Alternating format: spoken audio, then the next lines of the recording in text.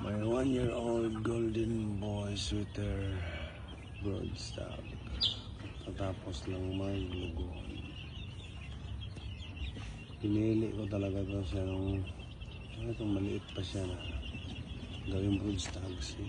Black spot, typical golden boy signature. Dito mga black spot itong mga golden boy ko dito. Pinaitin yung kahit 5 kapatid nito panalo na. Doon yung isa kapatid niya. Yung isa naman nandun sa kabila doon sa baba. Yung dalawa hiniram. Eh mga tropa tayo walang broadcast na nanghihiram. Nahiram ko muna.